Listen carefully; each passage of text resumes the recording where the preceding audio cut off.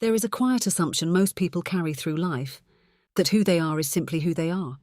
Fixed, settled, a permanent structure built somewhere in childhood and handed to them like a name. But identity is not a monument. It is not carved from stone and left standing forever. It is something far more fluid, far more constructed, and far more vulnerable than most people ever stop to realize. The truth is, identity is built. It is assembled piece by piece through experience, language, relationships, and the stories we are told. And more importantly, the stories we begin to tell ourselves. Understanding this is not a philosophical exercise. It is one of the most practical things a person can do. Because once you understand how identity is built, you begin to see how it can be quietly distorted without you ever noticing. From the earliest moments of life, identity begins forming through a process of reflection. A child looks at the people around them and sees how they are treated, what they are praised for, what they are punished for, and what emotions are welcomed versus suppressed. These interactions become internal conclusions. I am smart. I am too much. I am not enough. I am the one who holds things together. These are not truths, they are interpretations. But over time they calcify into beliefs, and those beliefs become the lens through which every future experience is filtered. This is the foundation of identity. Not facts about who you are, but deeply held narratives about who you must be. Here is where things become critically important to understand. When people decide they want to change their lives, they almost always focus on behavior. They want to stop procrastinating, stop drinking, stop people-pleasing, stop self-sabotaging. And so they build systems, set alarms, create accountability structures, and white-knuckle their way through new habits. Sometimes it works for a while. But then with a reliability that feels almost cruel, the old patterns return. Not because the person is weak, not because they lack discipline, but because behavior is not the root. Behavior is the expression of identity. It is what identity looks like in motion. Think of it this way.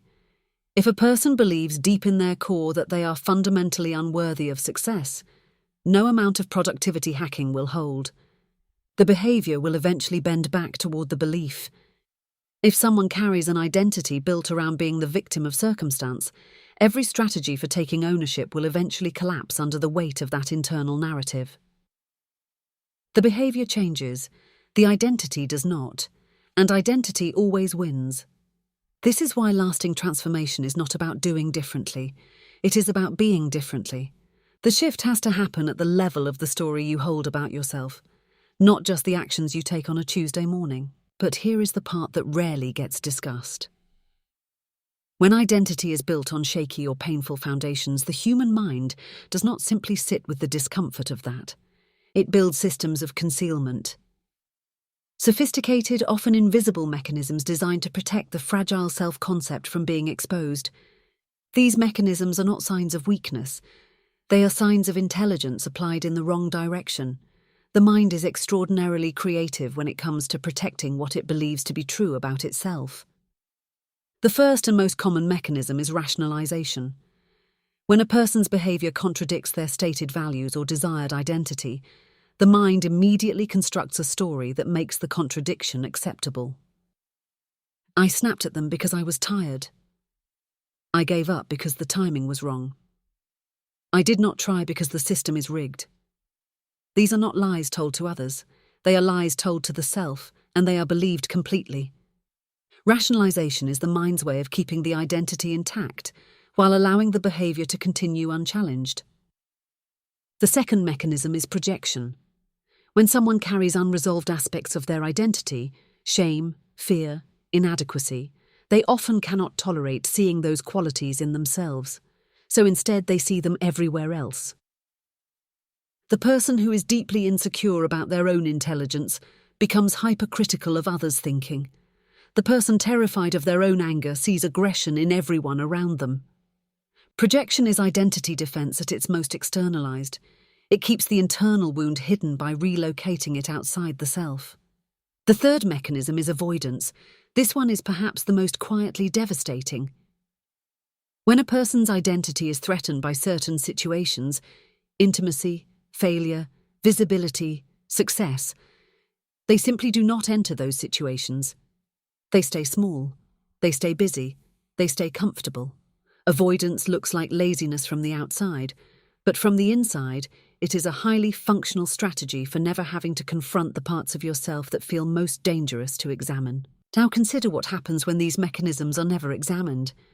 When a person spends years, sometimes decades, running these concealment systems without ever questioning them. The consequences are not dramatic at first. They are slow. They accumulate quietly, like water damage behind a wall. You do not see it until the structure begins to fail. The most immediate consequence is relational. When identity is defended rather than examined, genuine connection becomes impossible. Relationships require a level of transparency that concealment cannot allow. The person who is always rationalizing cannot receive honest feedback. The person who is always projecting cannot truly see the people they love. The person who is always avoiding never lets anyone close enough to know them, and so they find themselves surrounded by people but profoundly alone, unable to understand why their relationships feel hollow or repeatedly broken.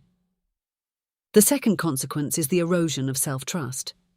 Every time a person rationalizes rather than takes responsibility, every time they project rather than reflect, every time they avoid rather than engage, they send a signal to themselves. The signal is this: I cannot handle the truth of who I am, and over time that signal becomes a belief. The person stops trusting their own perceptions, their own judgment, their own instincts. They become dependent on external validation because their internal compass has been systematically undermined by years of self-deception. The third and perhaps most profound consequence is the loss of potential. Identity that is never examined is identity that is never updated.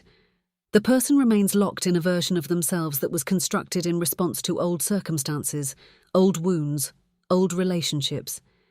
They carry the conclusions of a 10-year-old into a 40-year-old life. And the tragedy is not just what they suffer, it is what they never become. The capacities, the relationships, the contributions, the experiences that were always possible but never accessed, because the identity that would have allowed them was never built. So what does it actually look like to work on identity rather than just behavior? It begins with a particular kind of honesty, not the performative kind that people display in therapy or self-help circles, but the raw, uncomfortable kind that happens in private. It begins with asking not what do I want to do differently, but what do I actually believe about myself and where did that belief come from? It means sitting with the discomfort of recognizing that some of the stories you have been living inside were never yours to begin with.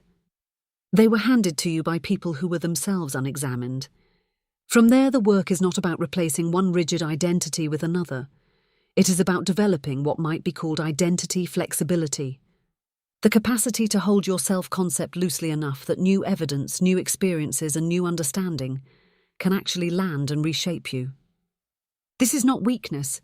This is the most sophisticated form of psychological strength available to a human being. The mechanisms of concealment do not disappear overnight. They have been running for years, sometimes for an entire lifetime. But once you can name them, once you can see rationalization as rationalization, projection as projection, avoidance as avoidance, they lose a significant portion of their power. You cannot dismantle what you cannot see, and the moment you begin to see clearly, something shifts. Not all at once, not dramatically, but genuinely. The identity begins to move, and when identity moves, behavior follows, not because you forced it, but because it could not do anything else.